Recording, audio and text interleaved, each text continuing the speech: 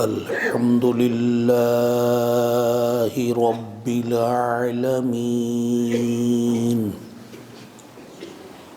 والصلاة والسلام على خاتم النبيين وعلى آله وأصحابه أجمعين أما بعد فأعوذ بالله من الشيطان الرجيم بسم الله الرحمن الرحيم أرأيت من اتخذ إلهه هواه صدق الله العظيم قال الله تبارك وتعالى في شان حبيبه الكريم إن الله وملائكته يصلون على النبي يا أيها الذين آمنوا صلوا عليه وسلموا تسليما الصلاة والسلام عليك يا سيدي يا رسول الله الصلاة والسلام عليك يا سيدي يا حبيب الله الصلاة والسلام عليك يا سيدي يا نبي الله وعلى آلك وصحابك يا سيدي يا نور اللہ۔ محترم بھائیوں اور بزرگوں، جب تصوف کا نام آتا ہے تو یہ بات سب کو معلوم ہے کہ تصوف کا تعلق جو ہے وہ باطن سے ہے۔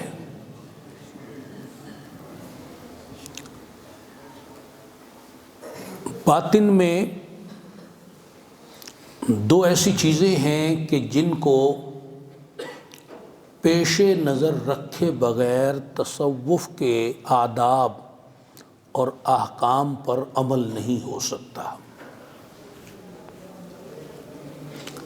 پہلی بات تو قلب ہے، دل، اور یہ دل سب کے پاس ہے۔ اور دوسری بات جو ہے، دوسری چیز جو ہے وہ نفس ہے، اور یہ بھی ہم سب کے پاس ہے۔ تو درس تصوف یہ ہے، دل جو ہے وہ اللہ تعالی کی یاد کا مرکز ہے۔ اللہ تعالی کے جلووں کا گھر ہے۔ تو جو چیز جس کے لیے ہو اس کو اسی کے مطابق رکھا جاتا ہے۔ تو گویا ہمارا دل ہے ہمارے پاس مگر ہے اللہ کا۔ اگر ہم اسے اللہ کے لیے پاک و صاف رکھیں گے، دیکھیں مسجدیں بھی اللہ کا گھر ہیں، اس کو پاک و صاف رکھا جاتا ہے۔ نجاست و گندگی تو دور کی بات، کوڑا کرکٹ تن کے دھول مٹی سے بھی اسے صاف رکھا جاتا ہے۔ یہ دنیا میں ظاہری طور پر مسجدیں ہیں اور باطنی طور پر ہمارے دل اللہ کی مسجدیں ہیں۔ سبحان اللہ سبحان اللہ سبحان اللہ۔ ان کو پاک و صاف رکھنا گناہوں کی نجاست و ناپاکی تو دور کی بات، بیکار خیالات کے کوڑا کرکٹ سے بھی انہیں پاک و صاف رکھنا، یہ ہم سب پر لازم ہے۔ جو اللہ کو نہیں مانتے وہ اللہ کی مسجدوں کو بھی نہیں مانتے، وہ دنیا میں ان ظاہری مسجدوں کی بھی بے توقیری کرتے ہیں، انہیں ویران رکھتے ہیں، تو وہ دل کی مسجدوں کو بھی گندہ رکھتے ہیں۔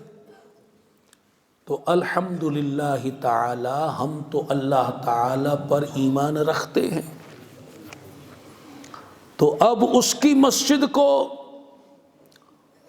اس کے گھر کو، اس کی یاد کے مرکز کو پاک صاف ستھرا رکھنا یہ ہم پر فرض ہے۔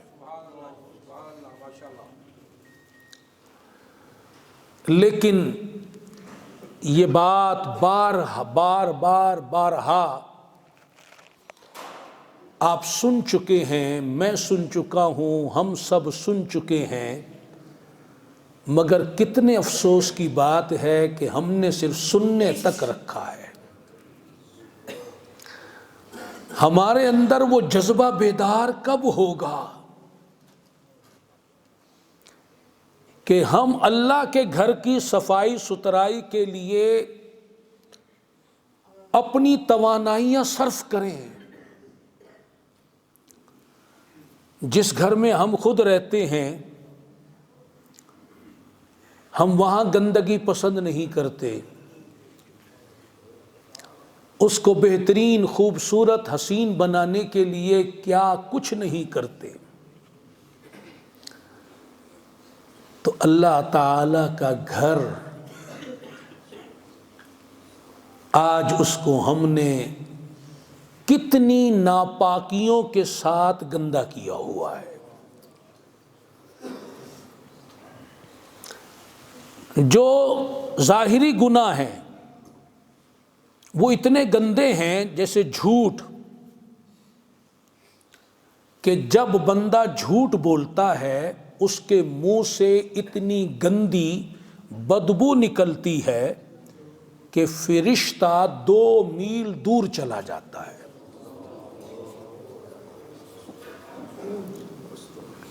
جب بندہ غیبت کرتا ہے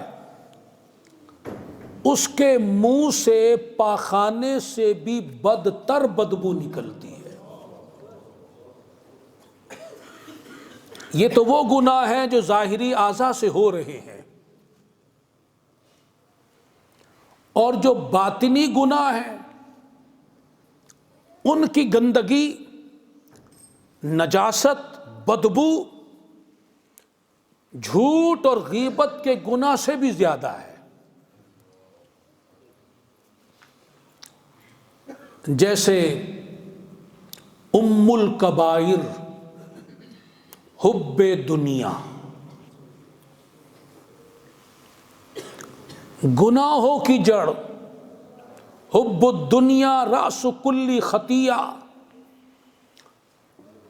تمام برائیوں کی، گناہوں کی جڑ جو ہے وہ محبت دنیا ہے۔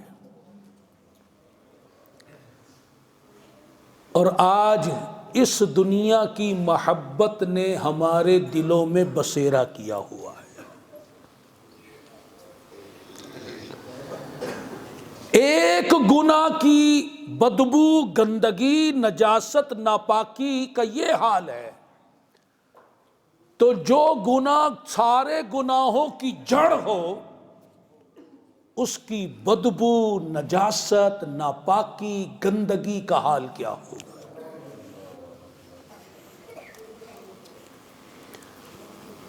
پھر غرور و تکبر،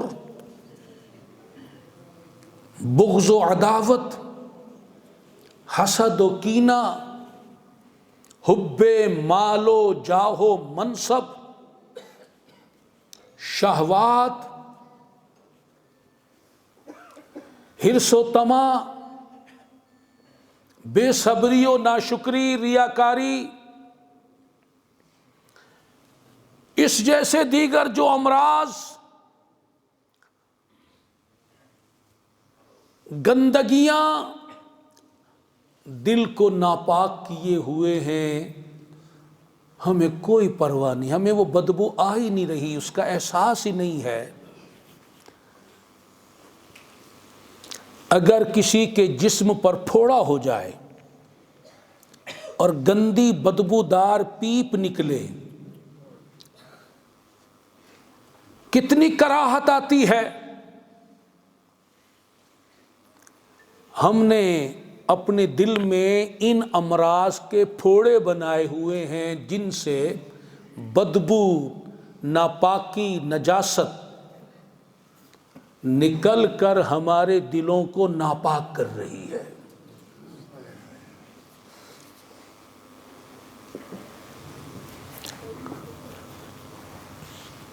اگر کسی شخص کو ایک مرض لگ جائے، خطرناک مرض لگ جائے،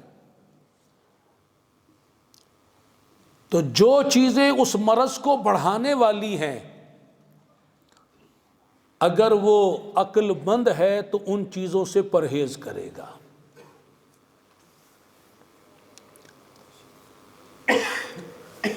جن چیزوں سے وہ بیماری لگتی ہے، بڑھتی ہے، ان سے بچے گا۔ تو یہ دل کے امراض، یہ بیماریاں، یہ ناپاکیاں، یہ آتی کدھر سے ہیں؟ ان کا جو منبع ہے وہ ہے نفس امارہ۔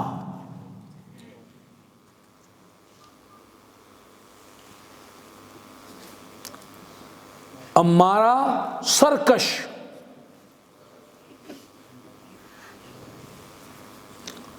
اور نفس امارہ کافر ہے،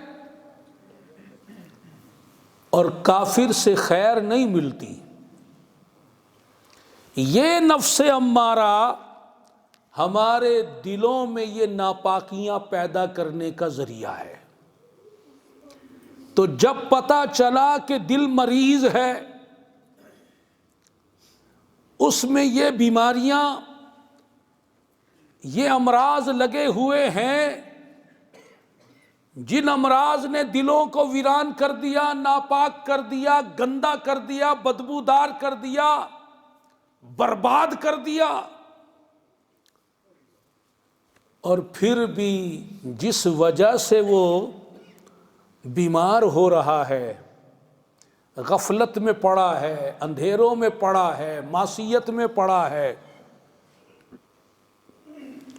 اس وجہ کو ہم بڑھاتے چلے جائیں، نفس امارہ کی امارگی بڑھتی چلی جائے، اس کی سرکشی بڑھتی چلی جائے، ہم اس کی اطاعت، فرما برداری، خواہشات کی پیروی میں لگے رہیں، تو میرے بھائیوں یہ بتاؤ، اس دل کی گندگی بڑھے گی یا کم ہوگی؟ اس کی بدبو میں اضافہ ہوگا یا کمی واقع ہوگی؟ اس کی ناپاکی میں اضافہ ہوگا یا کمی واقع ہوگی؟ ہم سے بڑا پاگل کون ہوگا جو یہ جاننے کے باوجود کہ اس کے دل کو کینسر سے بڑے مرض لگے ہوئے، کہ جو کینسر میں مر جائے، جو مسلمان نبی کا غلام کینسر میں مرے گا وہ شہید ہے، جو فالج کے اٹیک سے، ہارٹ اٹیک سے مر جائے وہ شہید ہے، مگر جو غرور و تکبر میں مر جائے، جو دنیا کی محبت میں مر جائے، جو بغض و عداوت میں مر جائے، جو نفسانی خواہشات کی پیروی کرتے کرتے مر جائے،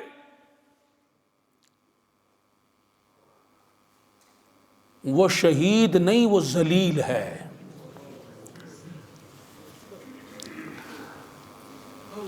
ہم ان بیماریوں سے تو ڈرتے ہیں، پناہ مانگتے ہیں، ہو جانے پر علاج کرتے ہیں، جو درجہ شہادت دلا رہی ہے، اور وہ امراض جو اللہ کے یہاں ہمیں ذلیل و رسوا کرنے والے ہیں، جو آخرت میں ہمیں نادم و شرمندہ و پشیمان اور خوار کرنے والے ہیں،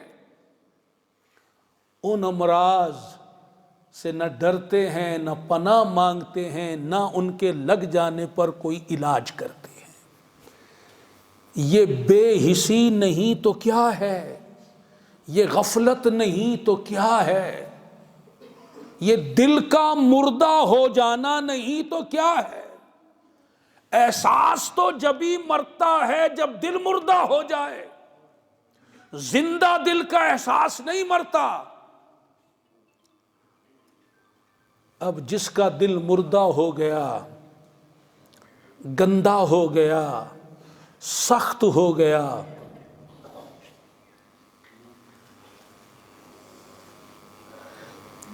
وہ کچھ بھی کر سکتا ہے، وہ کچھ بھی کر سکتا ہے۔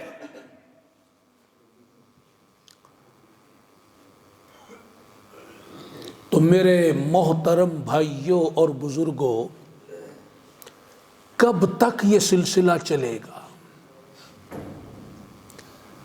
اگر کپڑوں پر یا جسم پر بچے کی پوٹی لگ جائے، اس کو کتنی دیر لگا کر رکھا جاتا ہے؟ اس کو لگی حالت میں کس دفتر، کس دکان، کس بازار، کس مارکیٹ میں جایا جاتا ہے؟ ظاہری نجاست کو پسند نہیں کرتے تو باطنی نجاست کو کیوں پسند کیا جا رہا ہے؟ گندے دل لیے مسجدوں میں جایا جاتا ہے، گندے دل لیے ہی محفلوں میں جایا جاتا ہے۔ یہ کب تک اس کو گندا رکھنے کا پلان ہے؟ ہوش میں آؤ، جاگو۔ یہ گندا دل اللہ کے یہاں کوئی مقام مرتبہ نہیں رکھتا۔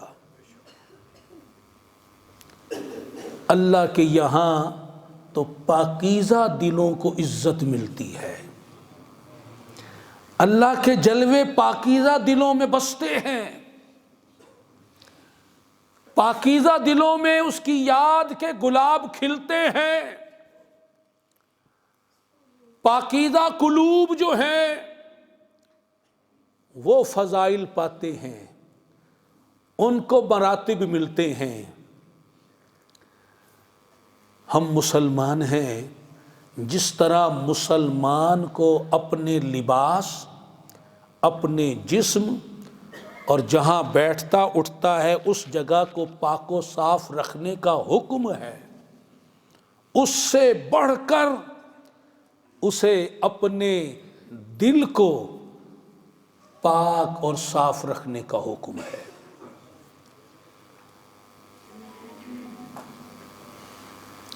جب ظاہری نجاست سے گھن کھاتے ہو تو دل کی، باطن کی نجاست سے بھی کراہت ہونی چاہیے، نفرت ہونی چاہیے، ناپسندیدگی کا اظہار ہونا چاہیے۔ ظاہری نجاست کو دھونے کے لیے پانی بہاتے ہیں، صابن لگاتے ہیں، سرف لگاتے ہیں، اس دل کو بھی دھونے کے لیے اہتمام ہونا چاہیے۔ جاگنا ہے، جاگ لو، ابھی سانسوں کی لڑی چل رہی ہے، ابھی دل دھویا جا سکتا ہے۔ جاگنا ہے، جاگ لو، افلاک کے سایہ تلے، حشر تک رہنا پڑے گا خاک کے سایہ تلے۔ مرنے کے بعد پھر نہیں دل دھویا جاتا، اور یہ دل تو ایک پاکیزہ چیز کا نام ہے. جب ہم پیدا ہوئے تو دل گندا نہیں تھا، یہ ایک پاکیزہ تھا، مصفا تھا، مسجع تھا، مجلہ تھا، منور تھا. اس کو خراب کرنے والا نفس امارہ ہے. اگر کوئی کسی کے بچے کو خراب کر رہا ہو، آوارہ بنا رہا ہو، بدمعاش بنا رہا ہو، نشئی بنا رہا ہو، برا کاموں پہ لگا رہا ہو، تو جو ذمہ دار باپ ہے وہ کبھی برداشت نہیں کرے گا اپنے بچے کی اس بے راہ روی کو. وہ اس دوستی کو ختم کرائے گا، چاہے نرمی سے چاہے سختی سے. تو اب جو نفس امارہ ہمارے دلوں کو داغدار کر رہا ہے، گندا کر رہا ہے، ناپاک کر رہا ہے، اگر ہم اسی کا ساتھ دیں، اگر ہم اسی کی پیروی کریں، اسی کے پیچھے لگ جائیں، معاذ اللہ ثم معاذ اللہ اس کے بندے بن جائیں، تو ہم سے بڑا بد نصیب کون ہوگا؟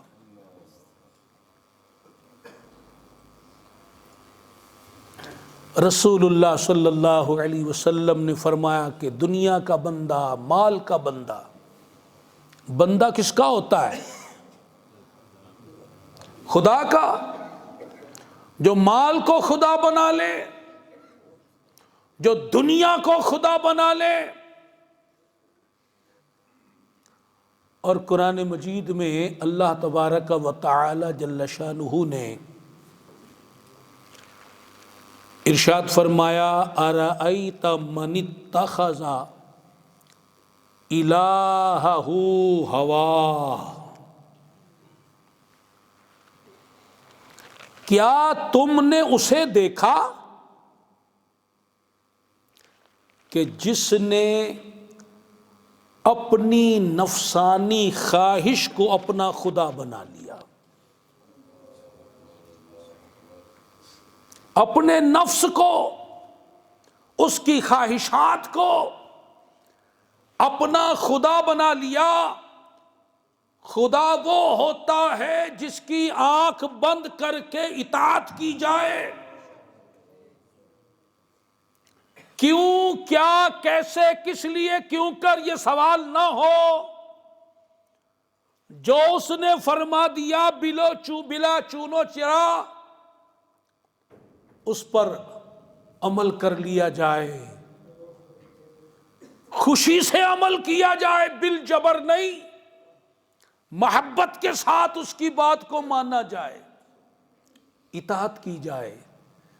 جو کام اللہ تعالی کے لیے ہونا چاہیے تھا وہ کام آج ہم اپنے نفس کے ساتھ کر رہے ہیں کہ اس کی خواہش کو بلا چون و چرا، آنکھ بند کر کے خوشی کے ساتھ اور بڑے خوش ہو کر ان پر عمل کیا جا رہا ہے. تو اللہ تعالی نے فرما دیا کہ انہوں نے مجھے نہیں اپنی خواہش کو خدا بنا لیا ہے.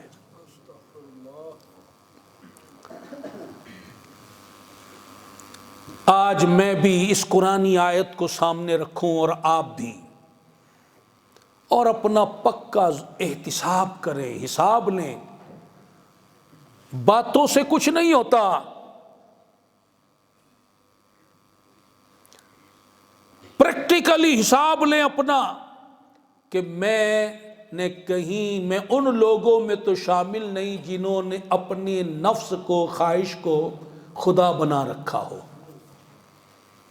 زبان سے تو کہہ دیا لا الہ الا اللہ، اب دل سے تو پوچھو اس کا جھکاؤ کدھر ہے؟ وہ کس کا مطیع و فرما بردار ہے؟ وہ کس کے کہے پہ چل رہا ہے؟ کس کی پیروی کر رہا ہے؟ کس کی بات ماننے میں خوش ہوتا ہے؟ ایک اللہ کا حکم ہے، ایک نفس کا حکم ہے۔ آج ہم سوچیں، آج کتنے لوگ ہیں اول تو اللہ کا حکم پر چلتے نہیں، اور چلتے ہیں تو جبرن، نہ چاہتے ہوئے بس دھکا۔ اور نفس جو آرڈر دے دے، جو خواہش اس کی اٹھے، جو بات ادھر سے آئے، کتنے ہنستے مسکراتے اچھلتے کودتے خوش ہو کر اس کی بات مانی جا رہی ہے۔ یہ ناچ گانے کس کے کہے پر ہو رہے ہیں؟ خوشی خوشی اچھلتے کودتے رقص کرتے ہوئے، یہ کس کی اطاعت ہو رہی ہے؟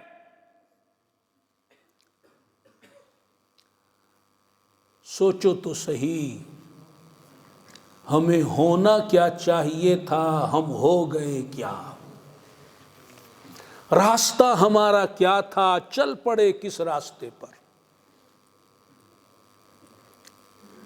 اہدنا الصراط المستقیم کی دعائیں کرنے والوں، صراط الذین انعمت علیہم کی دعائیں کرنے والوں،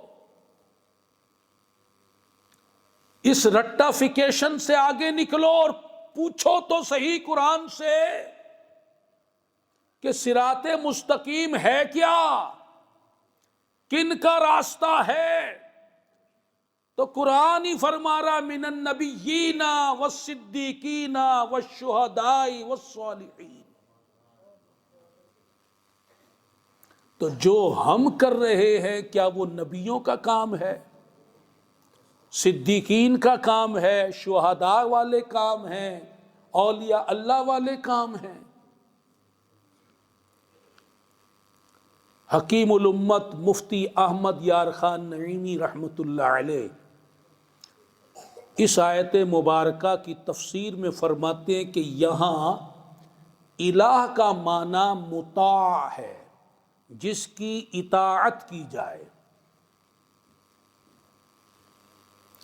اور ہوا سے مراد وہ خواہش ہے جو نفس کے خلاف ہو، قرآن و حدیث اللہ و رسول کے حکم کے خلاف ہو۔ تو آج ہم نے مطاع کس کو بنایا ہوا ہے؟ آج قرآن و حدیث پر ہمارا کتنا فیصد عمل ہے؟ اللہ و رسول کے فرامین پر کتنے پرسنٹیج ہم عمل کرتے ہیں؟ سیدنا امام غزالی رحمت اللہ علیہ ارشاد فرماتے ہیں کافر جو ہے وہ ہوتا ہے خواہش نفس کا تابع، یعنی یہ مومنوں کا کام نہیں ہے، مسلمانوں کا یہ کام نہیں ہے، یہ تو منافقوں، کافروں، ملحدوں، مشرکوں ان کا کام ہے کہ وہ نفس کے تابع ہوتے ہیں۔ اور کیسے تابع ہوتے ہیں کہ نفس جدھر بلاتا ہے وہ ادھر ہی جاتا ہے۔ یہ کافر کی پہچان ہے، اس کا شعار ہے۔ وہ اللہ کا فرما بردار نہیں ہوتا، وہ اللہ تعالی کے حکم پر نہیں چلتا، وہ تو نفس کا بندہ ہوتا ہے، نفس کو خدا بناتا ہے، نفس کی خواہشات کو خدا بناتا ہے، اس کی پیروی کرتا ہے، اس کی فرما برداری کرتا ہے، اور ایسی فرما برداری کرتا ہے کہ جدھر نفس بلاتا ہے ادھر چلا جاتا ہے۔ اب مجھے بتائیے، کام ان کا ہے اور آج وہ کام ہم بھی کر رہے ہیں۔ کہ جدھر ہمارا نفس بلاتا ہم ادھر چل پڑتے، چاہے ناچ گانے کی محفل کی طرف بلائے، تاش شطرنج کی محفل کی طرف بلائے، چاہے بری سوسائٹی، بری صحبت کی، برے دوستوں کی طرف بلائے، حرام روزی کی طرف بلائے، لوگوں کو ستانے کی طرف بلائے، ماں باپ کی بے ادبی کی طرف بلائے، یہود و نصارہ کے فیشن، طریقے، تعلیمات کی طرف بلائے، لوگ دوڑے دوڑے ان کاموں کی طرف جا رہے ہیں جو نفس جس کی طرف بلاتا ہے، اور جہاں اللہ کا مؤذن بلاتا ہے حی علی الصلاۃ، حی علی الفلاح، سنی انسنی کر دیتے ہیں۔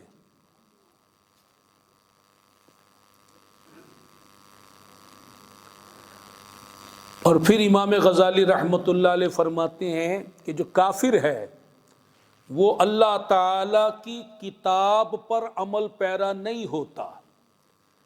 اللہ کی کتاب ہمارے پاس کیا ہے؟ قرآن مجید۔ کافر کا تو کام نہیں وہ قرآن پر عمل کرے، وہ کہاں کرتا ہے، وہ تو کافر ہے۔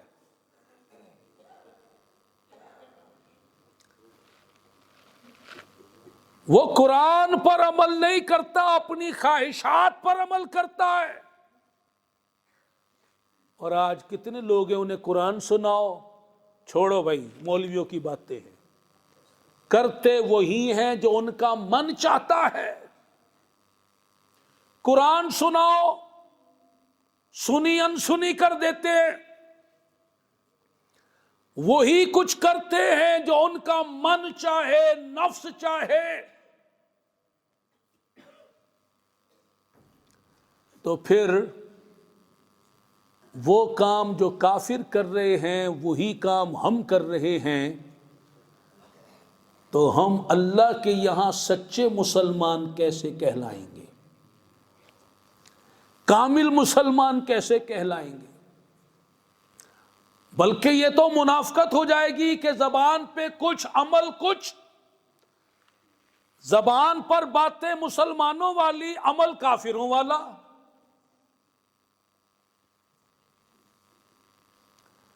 اور کافروں کی خواہش کی پیروی دیکھیے، خزائن العرفان میں اسی آیت مبارکہ کے تحت ہے کہ کافر کس قدر خواہش کے غلام تھے، بندے تھے، کہ وہ پتھروں کو پوجتے تھے۔ پتھر گھروں میں رکھے ہوئے ہیں، اپنے جیبوں میں اپنے پاس بھی رکھتے تھے، پتھر کو پوجا کرتے تھے۔ ایک پتھر انہوں نے چن لیا اپنے لیے، اسے اپنا الہ، معبود بنا لیا، خدا بنا لیا، اس کی پوجا پاٹ کر رہے ہیں، پرستش کر رہے ہیں۔ اور جب انہیں کوئی دوسرا پتھر نظر آیا جو اس سے حسین تھا، اس سے انہیں بھلا لگا، پہلے پتھر سے بھلا لگا، خوبصورت لگا، اچھا لگا، پہلے پتھر کو پھینک دیتے، پہلے خدا کو پھینک دیتے اور دوسرے پتھر کو پوجنے لگ جاتے۔ تو گویا وہ پتھر کو نہیں پوج رہے تھے، وہ تو اپنی خواہش کو پوج رہے تھے۔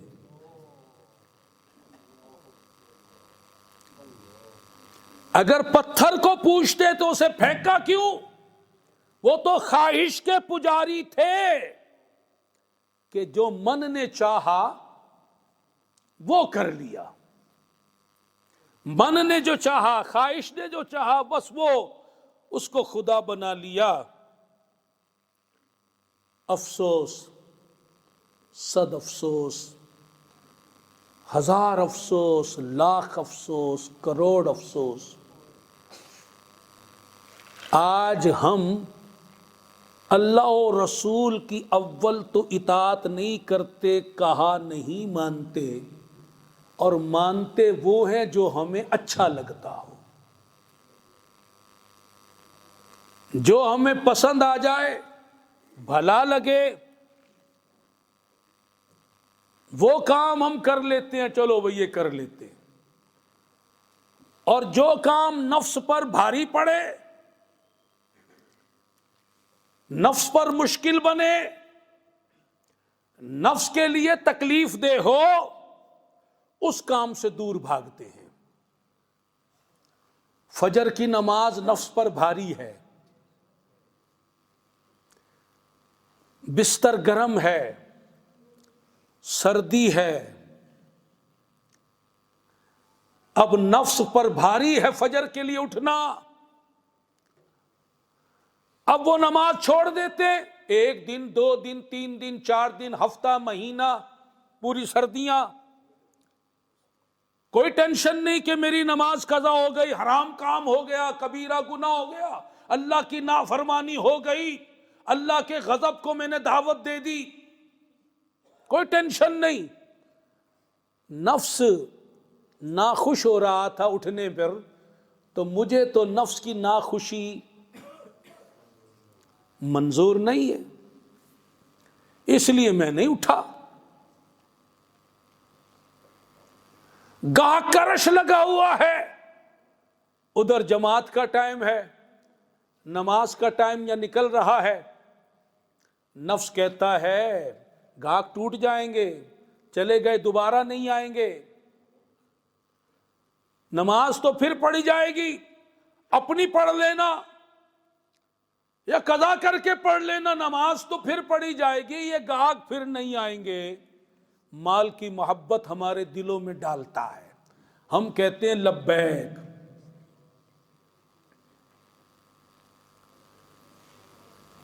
یہ جو میچ ہوتے ہیں، لوگ ہزاروں روپے خرچ کر کے ٹکٹ لے کر میچ دیکھنے جاتے ہیں، دروازے بند ہیں، پورا دن میچ دیکھتے ہیں، ایوننگ میں ہوتے ہیں، ساری نمازیں قضا ہو رہی ہیں، یہ جتنے بیٹھے ہیں ہزاروں کی تعداد میں، کھیلنے والے، دیکھنے والے، کھلانے والے خود کو کہتے مسلمان ہیں، جس ایک جگہ میں ہزاروں لوگوں کی ساری نمازیں قضا ہو رہی ہو اور لوگ خوشیاں منا رہے ہو، تالیاں مار رہے ہو، نعرے لگا رہے ہو، کسی کو پرواہ ہی نہ ہو، حرام کام ہو رہا ہے، وہاں اللہ کی رحمت اترے گی، لعنت اترے گی، ناراضی اترے گی یا رضامندی اترے گی؟ ہے سوچنے کی بات، اسے بار بار سوچ۔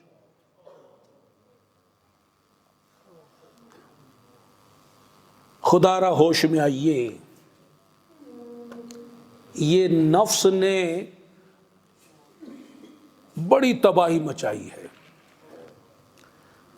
بزرگان دین فرماتے ہیں کہ بنی اسرائیل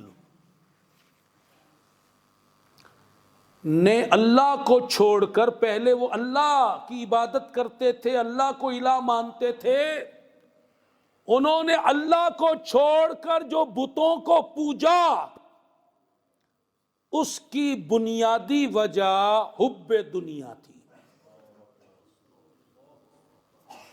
حب دنیا کی وجہ سے انہوں نے اللہ کو چھوڑ دیا اور پتھروں کو، بتوں کو پوجنے لگے۔ یہ حب دنیا اتنا بڑا مرض ہے جو ایمان کو کھا جاتا ہے۔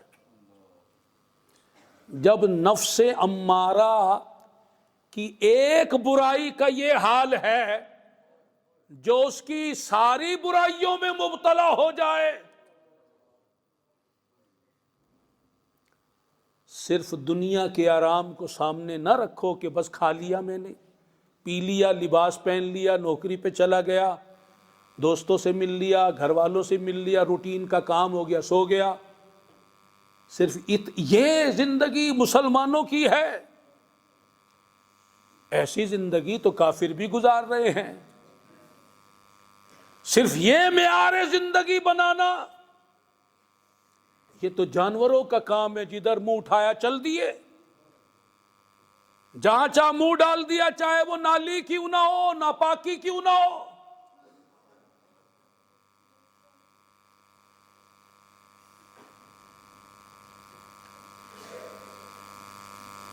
اپنے دلوں کو دیکھو، دل کو انسان بناؤ، دل کو مسلمان بناؤ۔ کتنے لوگ ایسے ہیں، امام غزالی علیہ رحمہ لکھتے ہیں کہ وہ اپنے دل کے حال کے مطابق روز قیامت اٹھائے جائیں گے۔ اگر دل میں درندوں کی صفات غالب ہیں تو درندے کی صورت میں اٹھائے جائیں گے، چوپایوں کی صفات ہے تو چوپایوں کی صورت میں اٹھائے جائیں گے۔ اس دل کو انسان بناؤ۔ یہ تبھی بنے گا جب نفس امارہ کے اوپر ہم غالب آئیں گے، اور نفس امارہ پر غلبہ پانے کا ایک ہی طریقہ ہے جو دین و شریعت رسول اللہ صلی اللہ علیہ وسلم لے کر آئے ہیں، اس پر عمل پیرا ہو جائیں، اس طریقے کے مطابق جو رسول اللہ صلی اللہ علیہ وسلم نے تعلیم فرمایا، اپنی سمجھدانی کے مطابق نہیں کہ جو ہم سمجھ رہے ہیں یا میرے دوست جو کہہ رہے ہیں بس نہیں۔ اللہ تعالی نے صرف کتاب نہیں دی، معلم کائنات بھی عطا فرمائے ہیں۔ جو میرے نبی صلی اللہ علیہ وسلم نے طریقہ بتایا ویسی نماز پڑھو گے تو پھر انعام ملے گا بے حیائی اور فحاشی سے بچنے کا، ثمر پھر ملے گا۔ اور دیگر عبادات کا بھی معاملہ یہ ہے۔ تو میرے محترم بھائیوں اور بزرگوں، اب جو زندگی نفس کی غلامی میں، نفس کی اطاعت میں، معاذ اللہ اس کی بندگی میں گزری، اس پر اللہ تعالیٰ کے حضور صدق دل سے ابھی آج ہی توبہ کر لیں اور عزم مصمم کر لیں کہ اب ہم نفس سے لڑیں گے، اس کی خواہشات سے لڑیں گے، اپنے دل کو گندا، ناپاک، آلودہ، داغدار، سخت و سیاہ نہیں ہونے دیں گے۔ اس کے لیے اللہ کے حضور رونا پڑے گا، گڑ گڑانا پڑے گا۔ اس کے محبوب ہیں مزکی، تزکیہ فرمانے والے اس کے محبوب ہیں،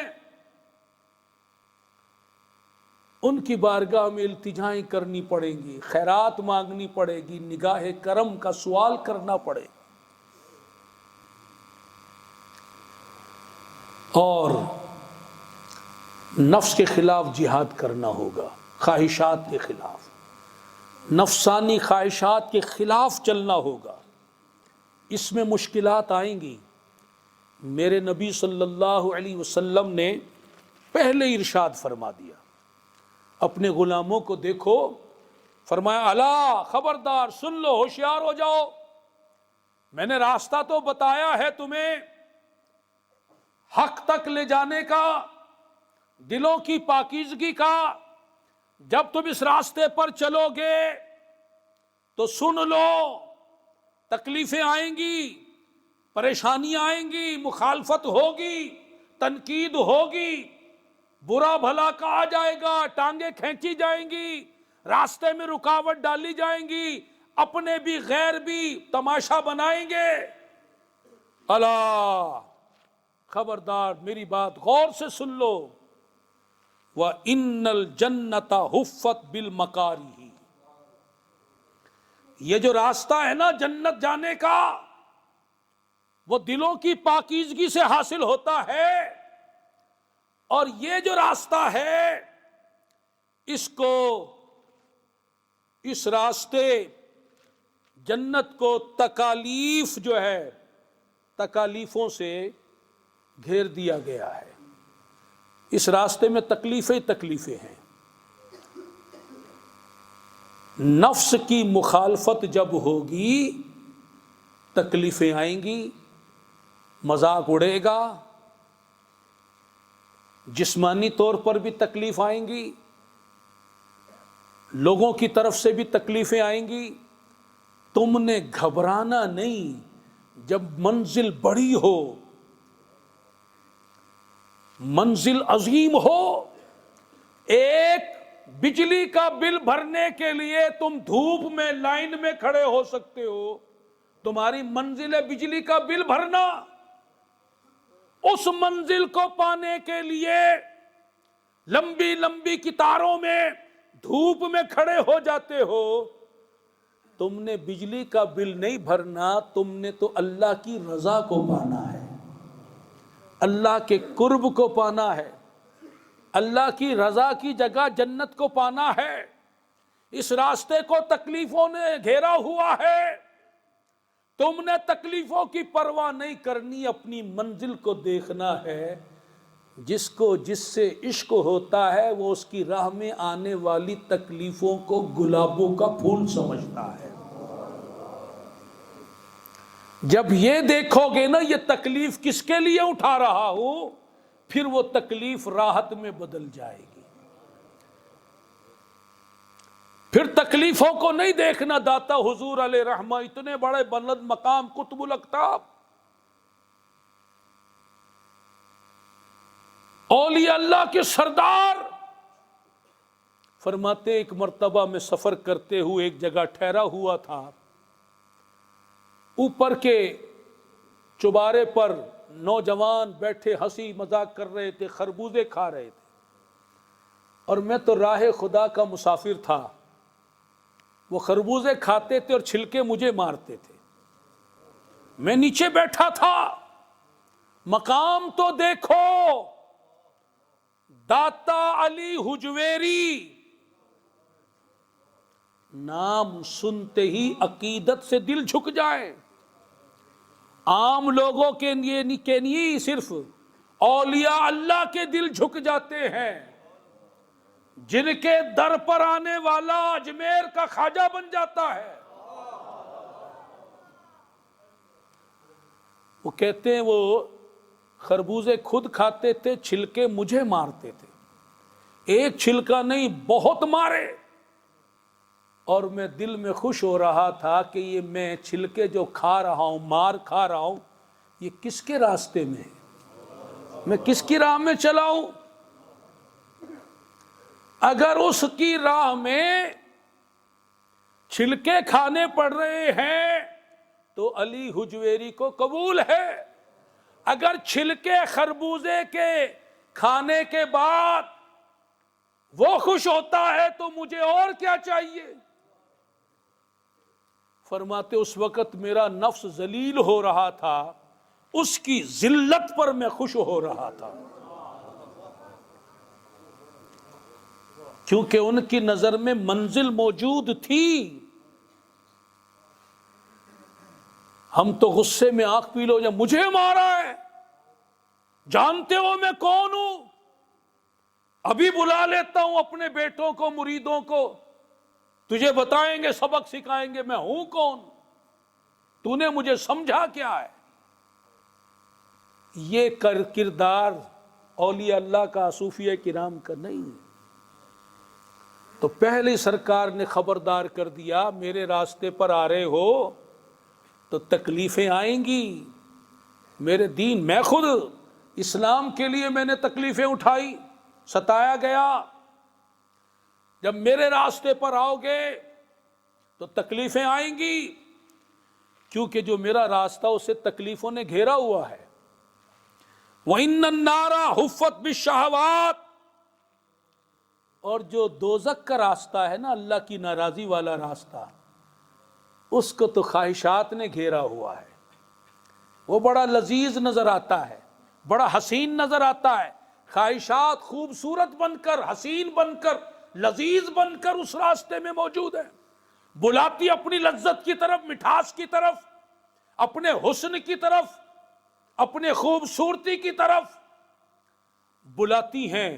وہ خواہشات ہیں، لیکن ان کی منزل کیا ہے؟ ان نفسانی خواہشات کی منزل کیا ہے؟ اللہ تعالی کی ناراضی، اور اس کی ناراضی کا مقام دوزخ ہے۔ تو تکلیفوں سے نہیں گھبرانا، آج عزم کر لو کہ اب ہم نے وہ کرنا ہے جو میرے مولا کو پسند ہے، جو میرا من کہہ رہا ہے اس پر نہیں چلنا، میں نے تو یہ دیکھنا ہے میرا مولا کیا کہہ رہا ہے، میرے سرکار کیا فرما رہے ہیں، میرا قرآن کیا کہہ رہا ہے۔ اب جو باقی زندگی چند دنوں کی ہو، چند مہینوں کی ہو، چند سال، 5-10 سال کی، اٹھا لو تکلیفیں۔ لوگ ہسپتالوں میں بھی تو تکلیفوں میں زندگی گزار رہے ہیں، لوگ غربت کی چکی میں پس کر بھی تو تکلیفوں کی زندگی گزار رہے ہیں۔ اگر اللہ کے راستے میں تکلیفوں میں زندگی گزر جائے تو کیا حرج ہے؟ تکلیفوں سے کیوں گھبراتے ہو؟ تکلیف تو آنی ہے، وہ تو آئے گی۔ مولا علی کرم اللہ تعالی وجہ الکریم فرمایا کرتے تھے جب جہاد کا اعلان کرتے ہیں، لوگوں اٹھو چلو جہاد کے لیے، موت سے نہ گھبراؤ، جو موت کا دن ہے وہ آئے گا، بہتر ہے گھر کے بستر کی بجائے میدان جہاد میں آ جائے۔ وہ تکلیف تو آئے گی، بہتر ہے وہ اللہ کے نام سے آ جائے، آنی تو ہے، ٹھوکر لگنی ہے، ایکسیڈنٹ ہونا ہے، وہ اللہ کی راہ میں ہو جائے، اللہ کی رضا کے کاموں میں ہو جائے، اللہ کا ذکر کرتے کرتے اللہ کی یاد میں ہو جائے، دین کی تبلیغ کرتے کرتے ہو جائے۔ اور اگر وہ دنیا کے پیچھے لگ کر، خواہشات کے پیچھے لگ کر، آوارہ گردی کرتے ہوئے، سیر و تفریح کرتے ہوئے، نفس پرستی کرتے ہوئے، دنیا پرستی کرتے ہوئے وہ ایکسیڈنٹ ہو گیا، وہ تکلیف آئی، اس کی کیا فضیلت ہے؟ تو تکلیف سے تو فرار نہیں، وہ تو آنی ہے۔ وَلَنَبْلُوَنَّكُمْ بِشَيْءٍ مِّنَ الْخَوْفِ وَالْجُوعِ وَنَقْصٍ مِّنَ الْأَمْوَالِ وَالْأَنفُسِ وَالثَّمَرَاتِ۔ یہ تکلیفیں آزمائش بن کر آتی ہیں، تو آج عزم مصمم کر لیجئے، اس بیان کو اپنے لیے مشعل راہ بنا لیجئے، پلے کی راہ باندھ لیجئے، دل نشیں کر لیجئے کہ اب ہم نے نفس سے لڑنا ہے، خواہشات سے لڑنا ہے، مخالفت کرنی ہے، اور اپنے دل کو گندا نہیں ہونے دینا، ناپاک نہیں ہونے دینا، آلودہ نہیں ہونے دینا، داغدار نہیں ہونے دینا، سخت و سیاہ نہیں ہونے دینا، بدبودار نہیں ہونے دینا، بلکہ نیکیوں کی خوشبو اس میں پھیلانی ہے۔ ذکر اللہ، درود و سلام، تلاوت قرآن، اس کی مہکار اس میں پھیلانی ہے۔ شریعت پر عمل کرنے سے، سنت رسول پر چلنے سے، وہاں ہم نے چراغ، نوری چراغ جلانے ہیں۔ اور اب جو دل گندا ہوا پڑا ہے، اس کو توبہ کے پانی سے دھونا ہے۔ اللہ کے حضور گر جاؤ، سجدے میں ڈال دو اپنے آپ کو، گڑ گڑاؤ، رونا نہ رونے والی صورت بناؤ، پکارو اس کے، میں آ گیا ہوں تیرے در پہ گندا دل لے کر، پاک کر دے، پاکوں کے طفیل پاک کر دے، میرا سر نہیں اٹھ رہا، میں نادم شرمندہ ہوں، بس تو مجھے پاک کر دے۔ ایک بار نہیں، بار بار روزانہ یہ پکارو، وہ کریم ہے، وہ رحیم ہے، وہ دلوں کو دیکھ رہا ہے، یہ میرے لیے گرا ہے، یہ مجھے پکار رہا ہے، یہ مجھے کہہ رہا ہے دل صاف کر دے۔ اس کا دھیان کہیں نہیں ہے، یہ کسی کو نہیں دیکھ رہا، یہ سب کچھ چھوڑ کر میری طرف آ گیا ہے۔ وہ تو پہلے کہہ رہا ہم تو مائل بکرم ہیں، کوئی مانگنے والا ہی نہیں، اب آ گیا ہے مانگنے والا، تو ہمارے جود و کرم دیکھو، ہم نے تو اپنے محبوب کو فرما دیا وَأَمَّا السَّائِلَ فَلَا تَنْهَرْ، ہم نے تو محبوب کی شان میں قصیدے پڑھوائے، نہیں سنتا ہی نہیں مانگنے والا تیرا، ہم تو اس کے خدا ٹھہرے، وہ ہمارے مظہر ہیں، ہمارے جود و سخا کے مظہر ہیں، تو لہٰذا اب یہاں بھی خالی ہم اسے نہیں لوٹائیں گے۔ اے ہمارے پاس گندے دل لانے والے، تو گردن جھکا کے دیکھ تو صحیح، تیرا دل کو ہم نے منور کر دیا ہے، اس کو مصفا کر دیا، اس کو مسجع کر دیا، اس کو مجلہ کر دیا۔ اب ہماری یاد کے گلاب وہاں کھل رہے ہیں، ہمارے انوار و تجلیات کے چراغ روشن ہو گئے ہیں، ان چراغوں کو بجھنے نہ دینا، ان خوشبوؤں کو مٹنے نہ دینا۔ اس کا ایک ہی راستہ ہے، نفس کی مخالفت کرنا اور ہماری اطاعت کرنا، اور من یطیع الرسول فقد اطاع اللہ، اور ہماری اطاعت تو یہی ہے کہ ہمارے محبوب کے اطاعت گزار بن جاؤ، ان کے فرما بردار بن جاؤ، ان کی غلامی میں آ جاؤ، ان کے طریقے، ان کی سنت پر چلو، ان کے دشمنوں کے فیشن کو چھوڑ دو، ان کی تعلیمات کو چھوڑ دو، ان کے طور طریقوں کو چھوڑ دو، ان کے دشمنوں سے منہ موڑ لو۔ ایسا نہیں ہو سکتا کہ کہو کہ نفس کے ہم خلاف ہے اور کافروں سے دوستی ہو۔ نفس کو بھی تو اسی لیے چھوڑا کہ یہ کافر ہے، تو ان کافروں کو نہ چھوڑو، ان سے دوستی کریں، ان کے فیشن پر چلیں، ان کے طور طریقے اپنائیں، ان کی تعلیمات اپنائیں، یہ کوئی نفس کی مخالفت نہیں ہے۔ تو میرے محترم بھائی اور بزرگوں، آج ہی اللہ سے توبہ کرنی ہے، سجدے میں گرنا ہے، معافی مانگنی ہے، دل کی صفائی مانگنی ہے، اور اس کے محبوب کی بارگاہ میں درود و سلام کا ہدیہ پیش کر کے وہاں بھی گریہ ازاری کرنی ہے۔ وہ ہمیں سن رہے ہیں، وہ تو مومنوں سے، ان کی جانوں سے بھی زیادہ قریب ہیں، وہ سن بھی رہے ہیں، دیکھ بھی رہے ہیں، وہ تو چاہتے ہیں کہ ہم ان کے دین پر آ جائیں، اور جب ہم کہیں ہم آ گئے حضور کرم فرمائیے، تو پھر کرم کیوں نہیں ہوگا؟ وہ تو ان پر بھی مہربان ہیں جو بھاگے ہوئے ہیں، اور جو پھر آ جائے در پر، اس پہ کرم کیوں نہیں ہوگا؟ کرم بالائے کرم ہوگا۔ اللہ تعالی ہم سب کو نفس کی غلامی سے نکال دے، اپنے محبوب کی غلامی عطا فرمائے، نفس کی بندگی سے نکال دے، اپنی بندگی عطا فرمائے، ہمارے گندے دلوں کو اجلا فرمائے، پاکیزہ فرمائے، مصفہ فرمائے، مسجع فرمائے، اپنے انوار کے چراغ وہاں جلائے، اپنی یادوں کے گلاب کھلائے۔